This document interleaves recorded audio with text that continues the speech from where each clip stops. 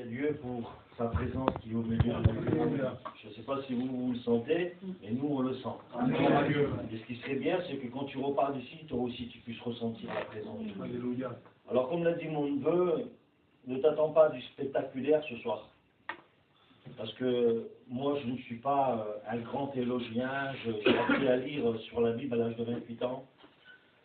Je parle avec des mots un peu cabossés, mais je sais une chose, que c'est pas moi qui convainc de péché, de justice, de jugement, c'est Jésus. Et comme l'a dit tout à l'heure mon neveu, c'est une histoire de cœur. Si tu es venu ce soir avec un cœur disposé, avec un cœur pour recevoir de la parole de Dieu, laisse-moi te dire que tu vas recevoir. Si tu es venu pour passer un moment, malheureusement tu vas passer un moment. Mais la Bible dit quand même, il vaut mieux passer une heure dans sa présence que 1000 ailleurs. Mais tant qu'on est dans sa présence, tant qu'on a fait l'effort de venir, je ne sais pas comment tu es venu, je ne sais pas si on t'a appelé, si tu as voulu faire plaisir à quelqu'un, mais laisse-moi te dire qu'avec Jésus, il n'y a pas d'hasard. Si tu es là, c'est parce que le Maître a voulu. Amen. Que Dieu soit béni et glorifié. Alors j'étais en train de regarder un petit peu sur la Bible, et puis je voudrais vous lire un verset dans Sophonie, au verset 3, Sophonie 3. Il est dit, malheur à la ville rebelle, essuyée, à la ville pleine d'oppresseurs. Elle n'écoute aucune voix, elle n'a point d'égard à la correction. Elle ne confie pas en l'Éternel, elle ne s'approche pas de son Dieu. Que Dieu soit béni, glorifié. Et vous savez, il est parlé de cette ville, mais cette ville, moi je veux la représenter comme nous ce soir. Vous savez, notre peuple à nous, notre peuple, est vraiment, excusez-moi du mot, mais est vraiment têtu. C'est un peuple compliqué. Je crois qu'il n'y a pas plus compliqué que le peuple gitan. On se croit, excusez-moi du mot, on se croit les plus malins. Et puis, laissez-moi vous dire que je pense qu'on n'est pas, excusez-moi du mot, pas les fous, mais on est quand même, il nous manque quand même quelques lumières un peu pour pouvoir être vraiment bien éclairé. Que Dieu soit béni.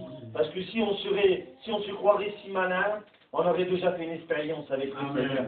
Si on serait si malin qu'on le croirait, je pense que tous les gitans seraient chrétiens. Mais malheureusement, voilà, on croit que c'est comme ça, on se croit plus malin que les uns que les autres. Et on se dit que non, ce n'est pas pour nous, c'est pour les autres. Et vous avez un quartier ici qui est très difficile. Comme chez nous à Avignon, on a un quartier qui est très difficile. Ils ont grandi un petit peu dans un peu les coutumes, dans les choses que les anciens malheureusement nous ont données, et puis parce qu'ils ne connaissaient pas la vérité. Mais aujourd'hui on a la grâce d'écouter la vérité. Amen. Et puis vous aussi vous avez cette grâce de l'écouter. Mais voilà que vous ne mettez pas l'ouvrage, vous ne mettez pas votre cœur, et vous voulez regarder à ce monde, et puis c'est pour ça qu'il est dit malheur, parce que malheur, vous ne les écoutez pas.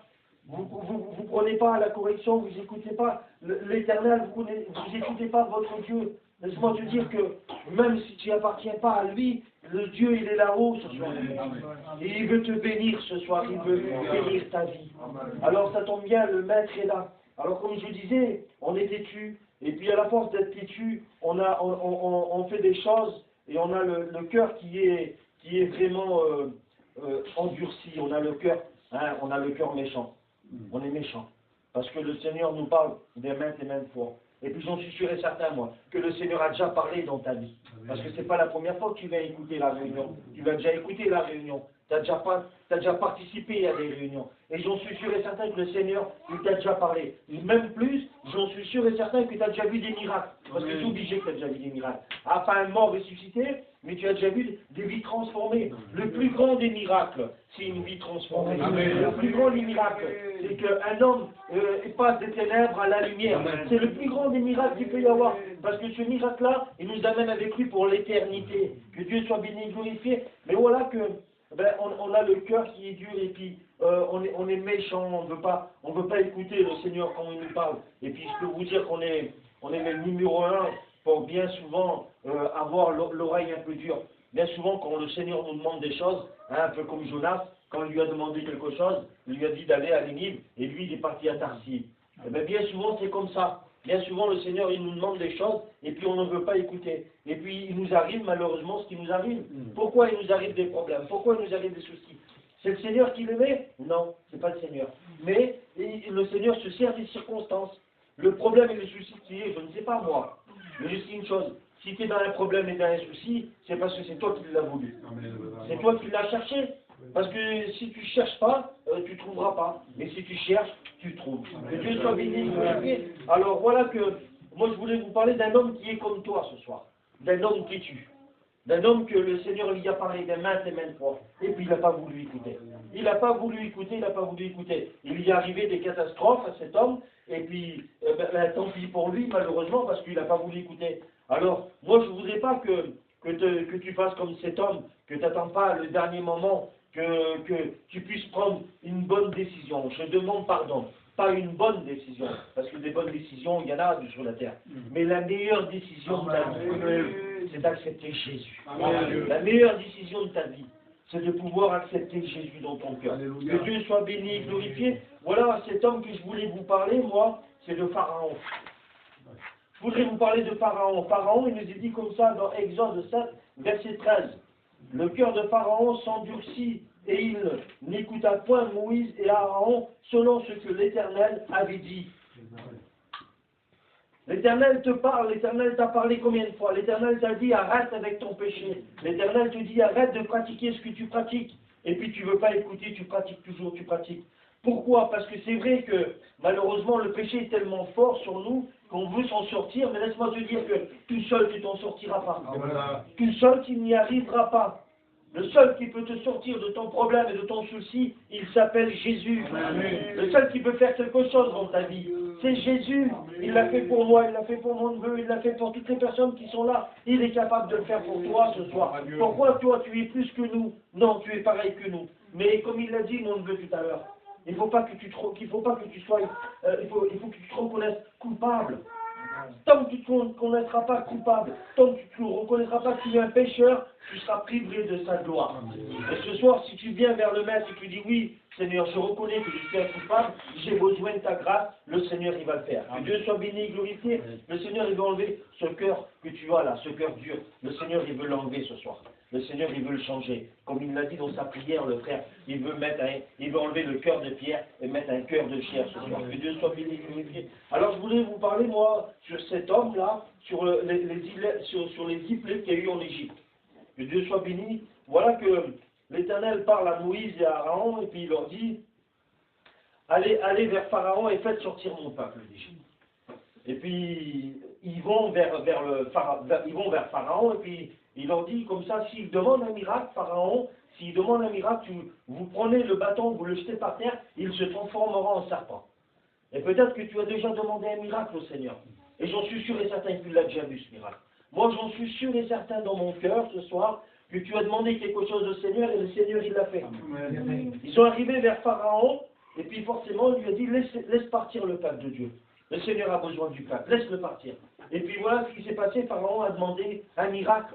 Alors qu'est-ce qui s'est passé? Ils ont jeté le bâton qui était là, mais malheureusement, vous savez, il y a l'ennemi qui est fort aussi. Hein. Il faut faire attention. L'ennemi, il est fort, il ne faut pas le sous-estimer. Hein.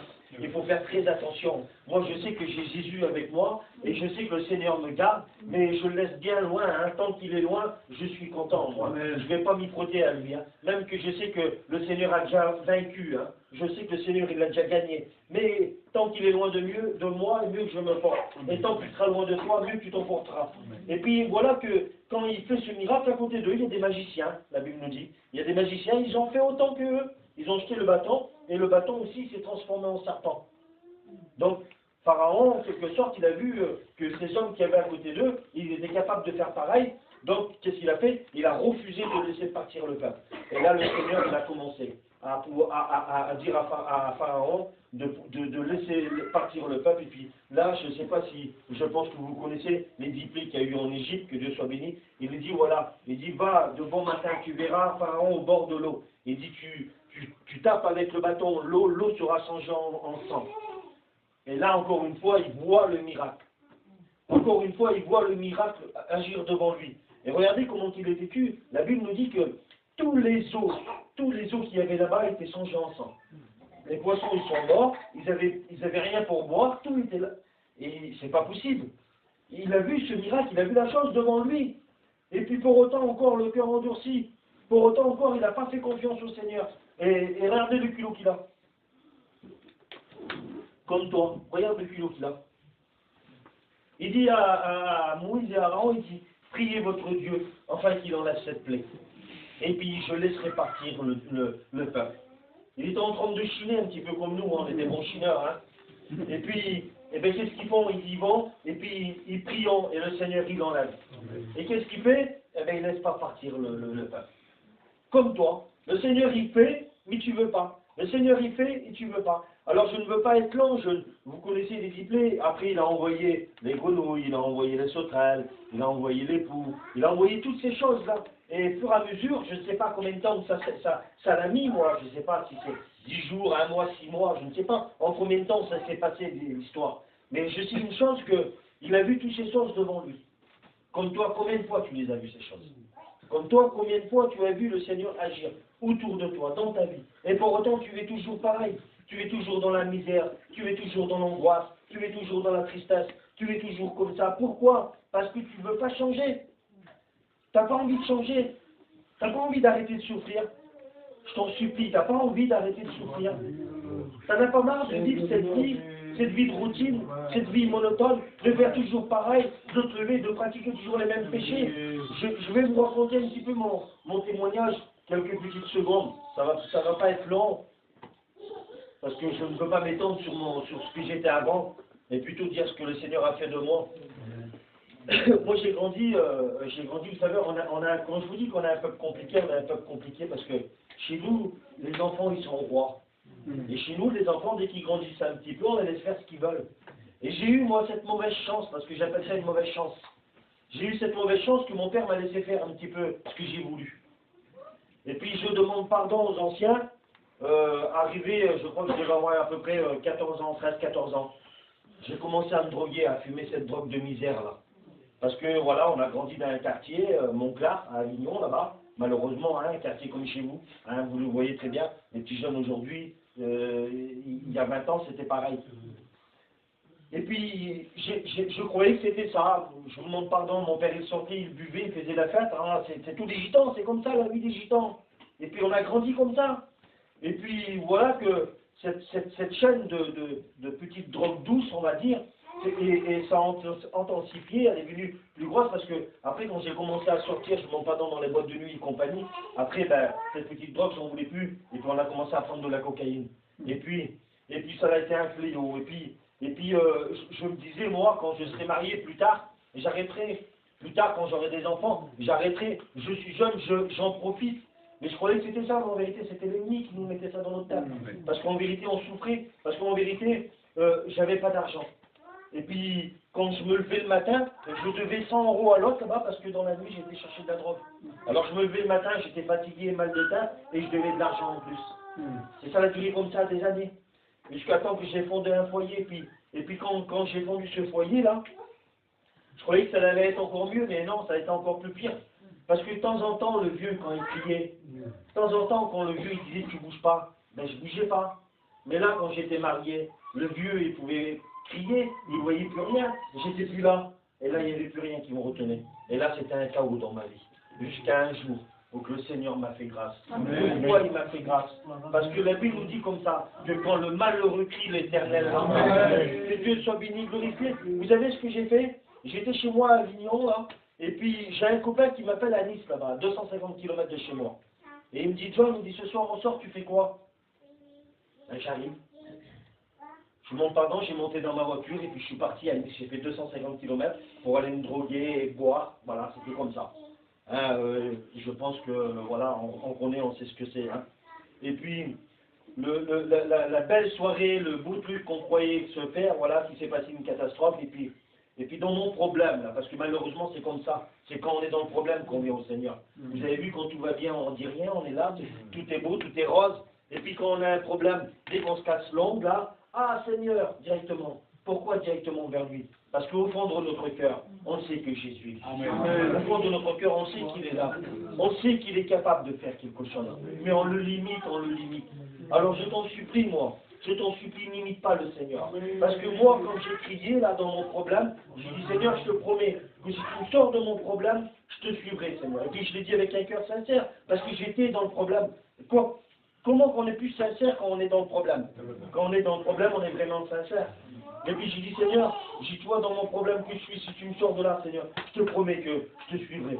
Le Seigneur, il n'a pas tardé. Je vous promets qu'il m'a sorti de mon problème. Quand je suis rentré le lendemain chez moi, j'ai dit à ma compagne, on va à la Réunion, elle tombait folle, vous comprenez bien, elle avait un drogué. Ça faisait 6 ans qu'elle était mariée avec un drogué. Vous comprenez bien que quand on lui dit d'aller à la Réunion, elle tombait folle parce qu'elle aussi, elle connaît l'évangile. Et on a été, par la grâce de Dieu, on a écouté l'évangile. Je peux vous promettre que ça n'a pas demandé 20 ans. Une réunion, le Seigneur m'a béni. La drogue que j'avais essayé de m'enlever, j'avais jamais réussi. Le lendemain soir, quand j'étais chez moi, j'ai voulu aller voir mes copains. Et quand j'ai été voir les copains, là, vous savez qu'on la Bible elle dit que quand les écailles tombent des yeux, je peux vous promettre que c'est la vérité. Quand je suis arrivé vers mes copains le soir, alors ça va, alors qu'est-ce qui s'est passé? J'ai commencé à expliquer, puis j'ai commencé à regarder 2 ou 3 qui avaient mes copains qui étaient là. Je vous demande pardon, tout drogué. Et je disais, Seigneur, c'est pas possible que j'étais comme ça. Mais en espèce de 2 jours, je dis, Seigneur, c'est pas possible que j'étais comme eux. J'étais comme ça, je les voyais discuter, ça n'avait ni queue ni sens, ni tête. Je dis, c'est pas possible, Seigneur, que j'étais comme ça. Regardez à quel point que le Seigneur est puissant. Il a tout changé dans ma vie. Il est capable de tout changer dans ta vie. Aujourd'hui, je suis là, je prêche l'évangile. Il m'a pris grâce de prêcher l'évangile. Aujourd'hui, on fait des kilomètres, de 150 kilomètres pour venir prêcher l'évangile. Vous croyez que si c'est pas vrai, on serait là? Vous croyez que si le Seigneur n'existerait pas, on serait ici? Laisse-moi te dire que le Seigneur, il est capable. Il est capable de faire quelque chose dans ta vie. Alors ne fais pas comme parent, n'endurcis pas ton cœur à la parole. Arrête d'écouter la parole, mais mets-la en pratique. Il n'y a que lui. Le maître est là, comme il l'a dit mon neveu. Le maître est là, et il veut bénir ta vie. Mais qu'est-ce qu'il faut faire, John? Donne-moi tes sous dans ta poche. Tu verras, il va te bénir. Non, c'est pas ça. Le Seigneur, il veut pas tes sous. Le Seigneur, qu'est-ce qu'il veut, lui? Il veut ta tristesse, ton angoisse, ton souci. Il veut tes problèmes. C'est tout ce qu'il veut, le Seigneur. Et il va le changer en paix et en joie. Il est capable ce soir de le changer en paix et en joie. Alors je voudrais que, avec ces quelques petites paroles que je vous ai dit, avec ce court verset là, les parents avaient le cœur endurci, comme toi qui est là ce soir, mon ami, qui a le cœur endurci. Je t'en supplie dans cette soirée, avec la permission de mon frère, je voudrais lancer une appel. Parce que je ne peux pas te dire, moi, que le maître est là ce soir. Je ne peux pas te dire que Jésus est là, il est capable de changer ta vie et de repartir comme ça. Ce n'est pas possible.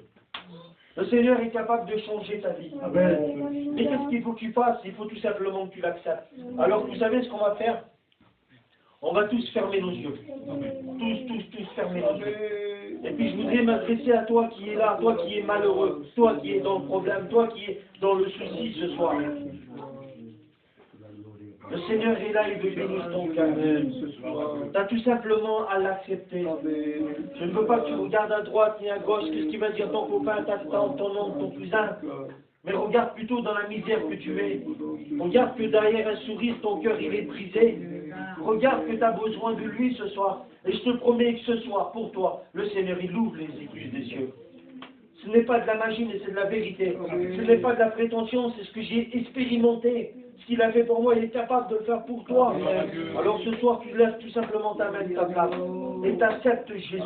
Et je te promets que pour toi, ça va être le bonheur. Le bonheur pour un court temps, non, le bonheur pour l'éternité. Alors, n'endurcis pas ton cœur ce soir. Et lève ta main de ta place. Et puis on va prier le Seigneur pour toi. Lève ta main de ta place, je t'en supplie. Accepte le Maître ce soir. Dis oui à Jésus ce soir.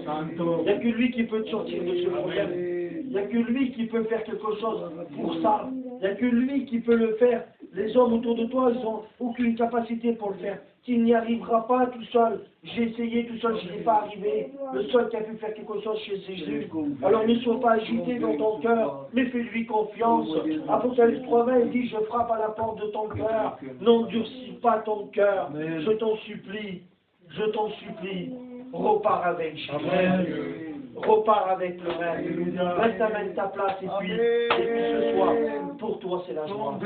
Pour toi c'est la victoire dans ton problème. Alors, je ne veux pas être lent, je ne veux pas fatiguer, mais je t'en supplie. Tout le monde a les yeux fermés.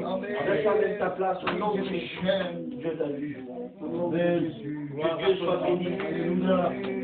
Merci parce que c'est la meilleure décision de ta vie, ta vie. Laisse-moi te dire que ce n'est pas de la magie, c'est de la vérité. Ce soir, Jésus est avec toi, il va bénir ton cœur. Est-ce qu'il y a encore une personne qui voudrait accepter le maître?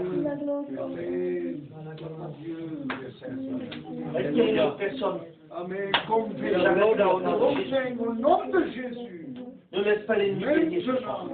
Encore une fois, ne laisse pas l'ennemi gagner sur ta vie. Tu as besoin de lui au nom de Jésus. Maintenant. Ne résiste plus à l'appel de Dieu. Laisse ta main maintenant au nom de Jésus. Alléluia. Et le Seigneur va bénir ton cœur. Maintenant. Dans le nom de Jésus. Amen. Maintenant.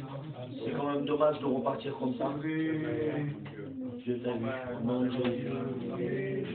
Merci, merci parce que les ténèbres reculent. Merci parce que l'ennemi a perdu encore une fois. Amen. Merci pour les bonnes décisions. Je vais laisser la place à mon frère Safon pour que Dieu vous bénisse. Alléluia, alléluia. Voilà, voilà. Que ceux